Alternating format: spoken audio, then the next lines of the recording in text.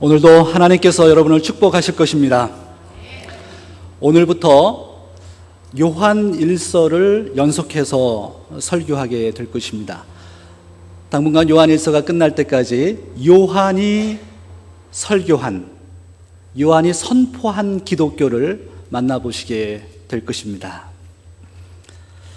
고대인의 사유나 표상이 반영된 신성한 이야기를 신화라고 합니다.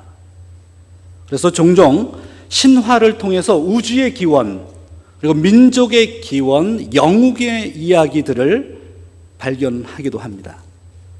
한국에서는 단군 신화라는 것이 있습니다. 이 단군 신화는 한국 민족의 최초의 건국 신화로 알려져 있습니다. 이 신화는 주후 13세기경에 고려의 일연이라고 하는 분이 쓴 삼국유사에서 기록된 것입니다. 한국에 현존하는 고대 서적 중에 역사적으로 아주 중요한 가치를 가지고 있는 것이 삼국사기와 삼국유사입니다. 특별히 이 삼국유사에 나오는 단군 신화를 통해서 우리 한국 민족이 약 5,000년 전에 고조선을 세웠다라고 하는 증거를 찾을 수 있게 됐습니다. 삼국유사에 나오는 단군 신화의 내용은 이렇습니다. 아주 옛날 옛적에 하늘에 살고 있는 하늘님, 이 환인과 하늘에서 그의 아들 환웅이 살고 있었습니다. 그런데 그 아들이었던 환웅이 지상의 세계에 내려가고 싶고 지상의 세계를 다스리고 싶어 했습니다. 그것을 안 하늘님인 환인이 그 아들 환웅을 지금의 백두산 지역에 있는 태백산에 내려보내게 됩니다. 그리고 그 땅을 다스리게 하지요.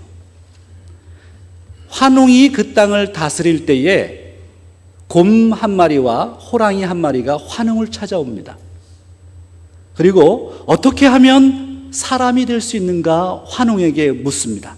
그때 환웅이 쑥과 마늘을 먹고 동굴에서 100일을 지내면 사람이 될 수 있다고 이야기해 줍니다. 그런데 호랑이는 쑥과 마늘 그것을 먹고 동굴에서 며칠을 버티다가 그 동굴에서 뛰쳐나가서 사람이 되지 못합니다. 반면에 곰은 쑥과 마늘을 37일, 21일 동안 먹고 100일은 채우지 못했습니다만 사람, 특별히 웅녀, 여자가 되어서 웅녀가 됩니다. 그 땅을 다스리고 있었던 환웅이 이 웅녀와 결혼을 하고 그 결혼한 그 상태에서 아들을 낳았는데 그것이 단군 왕검입니다. 이 단군이 바로 고조선을 세웠다라고 삼국유사에서 말하고 있습니다. 이 단군 신화는 우리 민족의 긍지가 되고 있습니다. 왜냐하면 이 고조선이 지금으로부터 5,000년 전에 세워졌고 그 고조선이 세워진 것이 하늘 그리고 하늘에 계신 하늘의 아들이 이 땅에 와서 세운 나라라고 하는 긍지 때문입니다. 물론 이 단군 신화에 나오는 이 내용은 그리고 이 인물들은 전부 비유입니다. 고조선은 청동기 문화를 가지고 있는 민족으로 농사를 중요시 여겼고 신석기 문화를 가지고 있는 곰을 숭배하는 부족과 힘을 합하여서 한 나라의 기틀을 세웠다라고 하는 내용을 설명하는 것입니다. 그런데 중요한 것은 고조선은 하늘의 후예로 하느님의 아들인 아들을 모시고 세운 나라다라고 하는 그런 중요한 아주 긍지와 자부심을 가지게 된 것입니다. 그래서 우리 한국 민족은 5,000년의 역사 가운데 하늘 아버지의 그리고 그 아들을 모시고 나라를 세운 그런 긍지와 자부심을 가지고 있는 나라다라는 것이죠. 저는 이 단군 신화를 보면 우리 민족이 하늘에 계신 하나님과 얼마나 연결되기를 소망하고 있었는지를 생각해 보곤 합니다.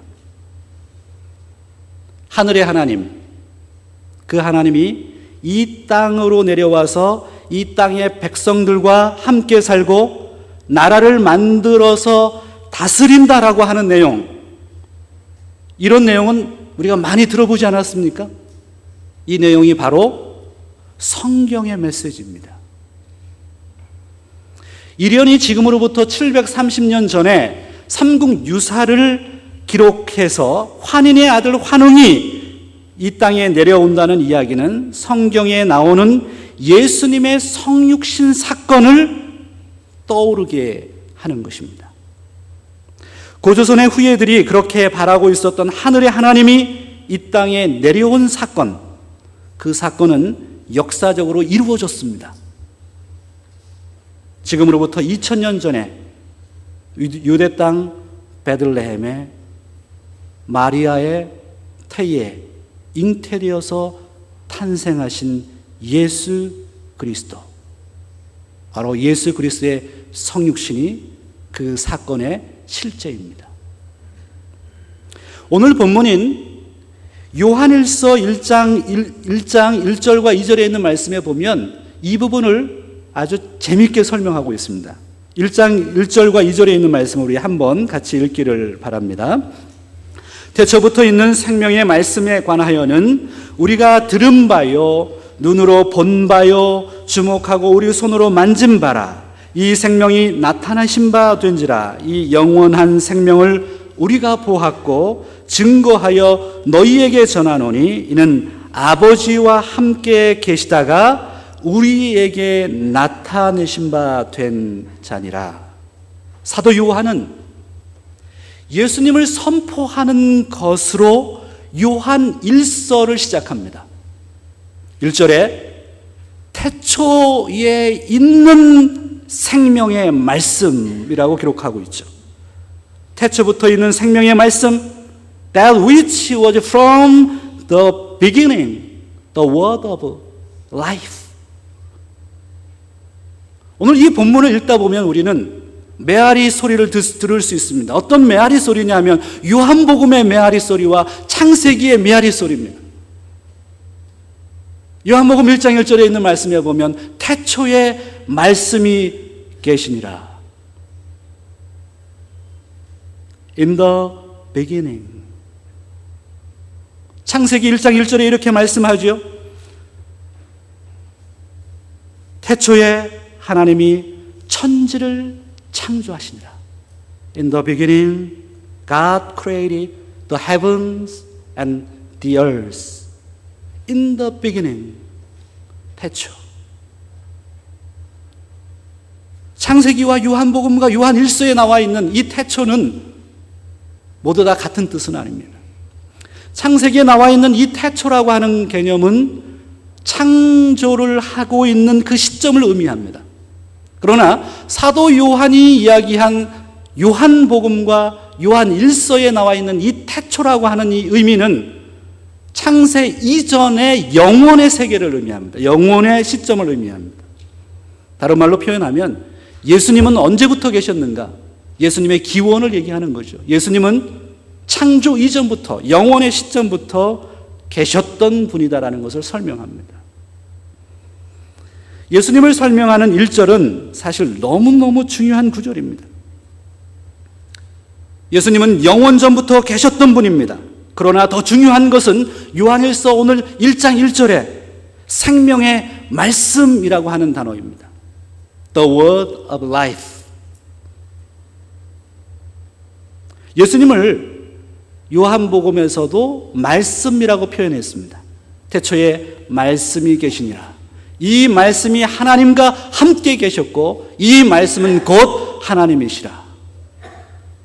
그래서 예수 그리스도를 말씀이라고 표현했습니다. 이 말씀이라고 하는 헬라어 단어는 로고스라고 하는 표현인데 로고스라고 하는 개념은 신약 성경에 매우 중요한 개념입니다. 그런데 요한 1서에서는 특별히 예수님을 가리켜서 말씀이라고 표현하지 아니하고 생명의 말씀이라고 표현했습니다. 여기서 쓰인 생명이라고 하는 단어는 매우 중요합니다. 조에라고 하는 헬러 단어인데 신약 성경에 127회 사용됐습니다. 그런데 사도 요한이 요한복음과 요한일서에 이 조에라고 하는 단어를 40회 이상 사용하고 있습니다. 그래서 사도 요한은 생명의 말씀이라고 했을 때 이 생명의 말씀은 육체와 관계된 생명을 설명하기 위해서 채용한 단어입니다. 결국 요한일서의 서론의 강조점은 무엇이냐 하면 하나님의 아들이 인간이 되셨다라는 것을 강조하고 있습니다. 육체를 입고 이 땅에 오신 예수님, 그분이 바로 생명의 말씀인 것입니다. The Word of Life. 바로 생명의 말씀이 예수 그리스도입니다. 예수님이 십자가에 돌아가시고 부활하신 후에 사도들은 열심히 복음을 전했습니다. 하나님의 아들이신 예수께서 이 땅에 인간의 몸으로 오셔서 살다가 우리의 죄를 짊어지시고 십자가를 지시고 죽으셨습니다. 그리고 성경대로 사흘 만에 살아나셨습니다. 이것이 바로 사도들의 메시지였고 사도들이 전파한 복음이었습니다. 그런데 시간이 가면 갈수록 예수님이 육체로 이 땅에 오셨다라고 하는 그 사실을 사람들이 부인하기 시작했습니다.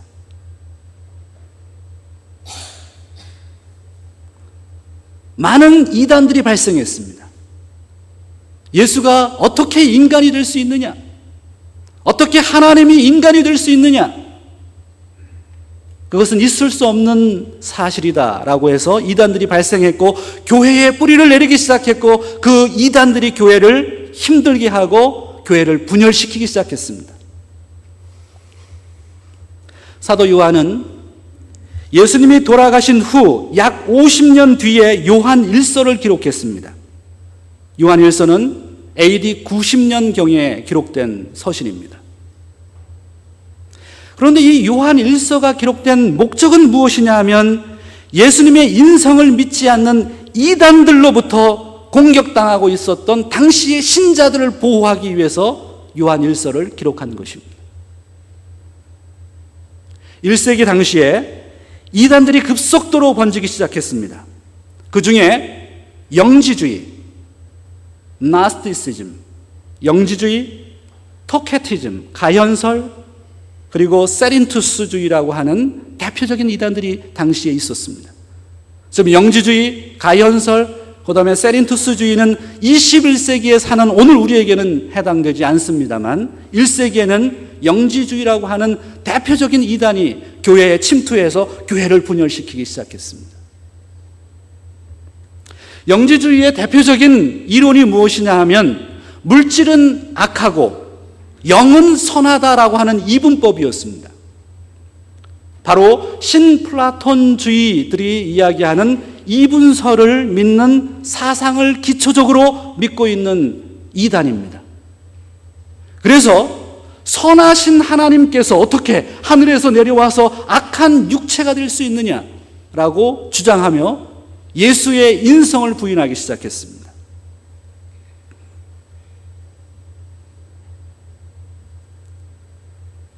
마찬가지로 세린투스는 그와 더불어서 조금 트윗돼서 이렇게 설명했습니다. 하나님께서 세례 받으실 때는 인간 예수의 몸에 들어왔다가 예수님께서 십자가에 돌아가실 때 처형당하시기 전에 하늘로 올라가셨다는 것입니다. 왜냐하면 거룩하시고 신적인 분이 어떻게 인간의 모습으로 와서 십자가에서 고난받을 수 있느냐라고 하는 사상 때문이었습니다. 여러분 들어보면 그럴싸하지 않았습니까? 그런데 그것이 바로 초대교회의 가장 대표적인 이단들이었습니다. 교회에 침투해서 성도들을 혼란시켰습니다. 그 핵심적인 내용은 무엇이냐면 예수님의 성육신을 부정하는 것이었습니다. 요즘 한국에서는요, 신천지라고 하는 이단이 극세를 부리고 있습니다. 교회와 목사들을 이간질하기 시작했습니다. 신천지의 교주가 누구냐면 이만희 씨입니다. 근데 이 이만희 씨가 자기가 하나님으로부터 계시를 받았다라는 것입니다. 그래서 자기가 받은 계시를 통해서 들어야만 구원이 임한다라고 설파하고 있습니다. 그래서 자기가 설파하지 않는 다른 교회에서 선포하는 메시지는 전부 거짓이라고 하는 겁니다. 그래서 신천지의 교인들이 어디를 타겟으로 하고 있느냐면 기성교회에 들어가기 시작합니다. 파수꾼으로 들어가서 기존 교회를 무너뜨리고 성도와 목사를 이간질하기 시작합니다. 그래서 그렇게 분열이 일어나면 기존 교회를 통째로 삼키는 것이 신천지 교회가 지금 꾸미고 있는 그런 일들입니다. 혹시 우리 교회는 신천지 교회 분들 없으시죠? 우리 교회는 못 들어옵니다. 들어와도 우리 교회는 신앙이 굉장히 탄탄하고 전통이 있는 교회라서 그분이 개종이 돼요. 아멘이죠. 그리고 제가 다 스크린을 하고 있기 때문에 절대로 우리 교회는 안전할 겁니다. 여의도 순복음교회가 기독교 역사 500년 가운데, 기독교 역사 500년 가운데 세계에서 가장 큰 교회입니다. 그래서 조용기 목사님이 정말 아주 역사적인 인물이죠. 근데 그 여의도 순복음교회에 신천지 이단자들이 수천 명이 지금 있답니다. 여러분 믿어지십니까? 더 놀라운 사실은 뭐냐 하면 그 신천지 이단들이 미국으로 이분들도 유학 오듯이 이민 오듯이 오는 거예요.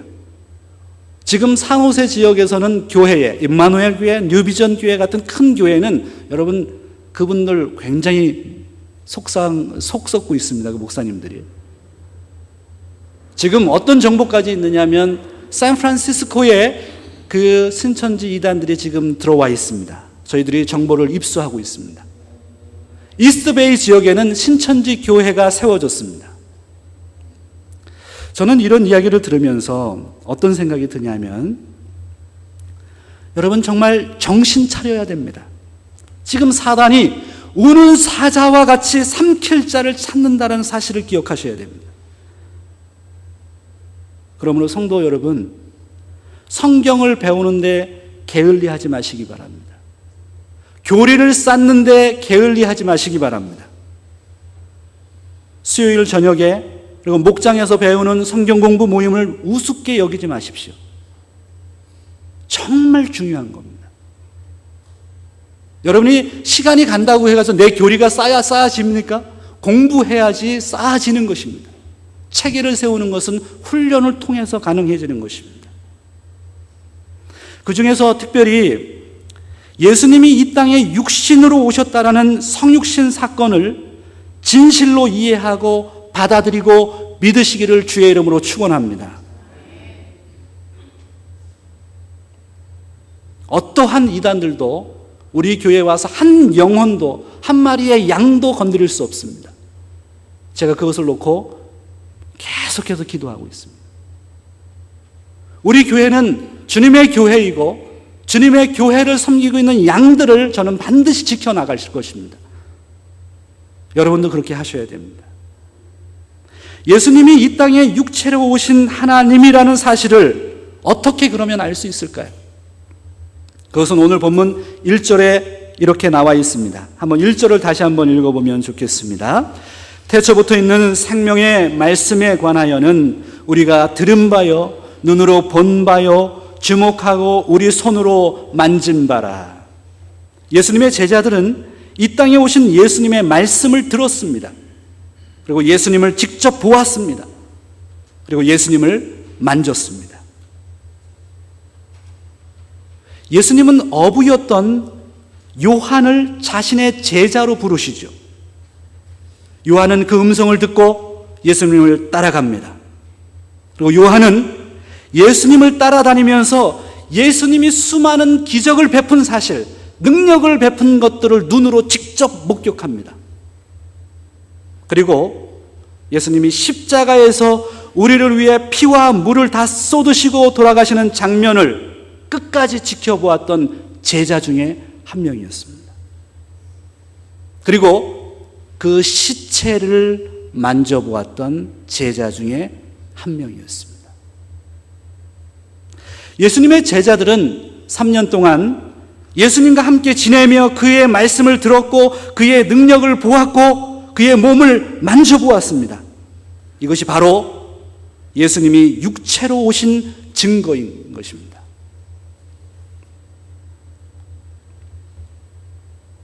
오늘 우리에게 예수님은 어떤 분이십니까? 듣고 보고 만진 예수님이십니까? 아니면 신화처럼 들리는 예수님이십니까? 오늘 우리도 예수님의 제자들처럼 생생한 예수님과의 교제를 누려야 할 것입니다. 오늘 본문 3절과 4절에 이렇게 말씀하고 있습니다. 3절과 4절을 한번 같이 읽기를 원합니다. 우리가 보고 들은 바를 너희에게도 전함은 너희로 우리와 사귐이 있게 하려 함이니 우리의 사귐은 아버지와 그 아들 예수 그리스도와 함께 함이라. 우리가 이것을 쓰면 우리의 기쁨이 충만케 하려 함이로라. 할렐루야. 3절과 4절에서 가장 중요한 단어를 뽑는다면 사귐과 기쁨이라는 단어일 것입니다. 사도들이 경험했던 예수님을 오늘날 우리도 경험한다면 그것으로 하나님과 예수님과 그리고 사도들과 사귈 수 있다는 것입니다. 그러므로 오늘 이 시간 예수님의 말씀을 듣게 되기를 바랍니다. 우리를 위해 십자가에 달리신 예수님을 보게 되시기를 바랍니다. 그리고 창에 찔려 물과 피를 흘리신 예수님의 옆구리를 만져보시기 바랍니다. 예수님이 우리에게 지금 이렇게 말씀하고 계십니다. 부활하신 예수님이 제자들에게 말씀하신 것처럼 말이죠. 누가복음 24장 38절과 39절에 이렇게 기록했습니다. 예수께서 가라사대 어찌하여 두려워하며 어찌하여 마음에 의심이 일어나느냐. 내 손과 발을 보고 나인 줄 알라. 또 나를 만져보라. 영은 살과 뼈가 없으되 너희 보는 바와 같이 나는 있느니라. 오늘 우리는 도전을 받습니다. 예수님을 믿을 것인지 믿지 않을 것인지, 예수님의 말씀을 들을 것인지 듣지 않을 것인지, 예수님을 볼 것인지 예수님을 보지 않을 것인지, 예수님을 만질 것인지 만지지 않을 것인지, 여러분은 무엇을 선택하시겠습니까?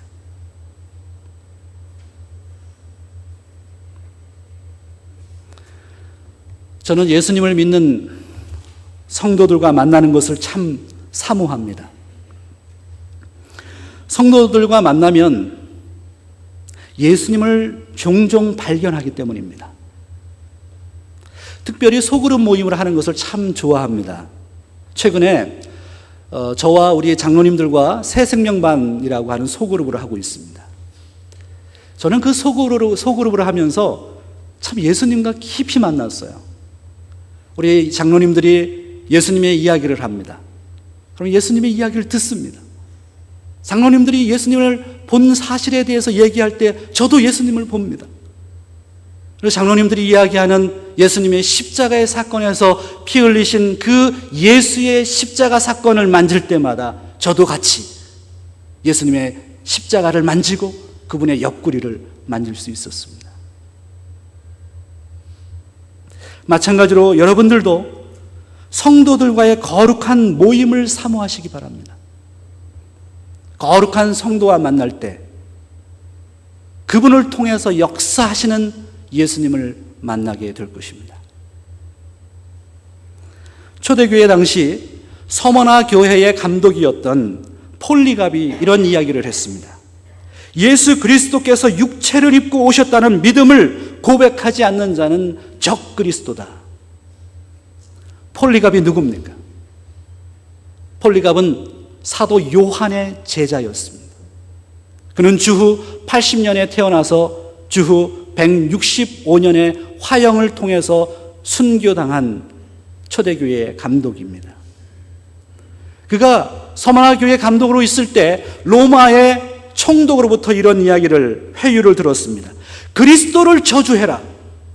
그리스도를 저주한다면 너를 살려주겠다. 그때 폴리갑이 이런 이야기를 했습니다. 내가 86년 동안 그분의 종으로 살아왔지만 그분은 결코 나에게 해를 끼치지 않았습니다. 그런데 내가 어떻게 나를 구원하신 나의 왕을 모욕할 수 있겠습니까? 폴리갑은 예수님 당시에 살았던 인물은 아니지만 그는 예수님의 말씀을 듣고 예수님의 십자가를 보고 그의 몸을 만졌던 분입니다. 오늘 우리에게 예수님은 누구십니까? 이 시간 예수님의 말씀을 들으며 십자가에 달리신 예수님을 보며 창에 찔리신 예수님을 만지시기 바랍니다. 그리고 신화와 같은 예수가 아니라 생명의 말씀이신 예수님을 소유하게 되기를 주의 이름으로 축원합니다. 기도하겠습니다. 생명의 말씀을 이 땅에 보내신 아버지 하나님, 태초부터 함께 계셨던 생명의 말씀이신 예수님을 이 땅에 보내주셔서 감사합니다. 사도 요한처럼 예수님을 보고 듣고 만질 수 있는 온 성도들이 되기를 소망합니다. 육체로 오신 예수님과 깊은 경험을 통해 예수님과 교제를 나누며 충만한 기쁨을 누리는 성도들이 되도록 축복해 주시옵소서. 생명의 말씀이신 예수님의 이름으로 기도합니다. 아멘.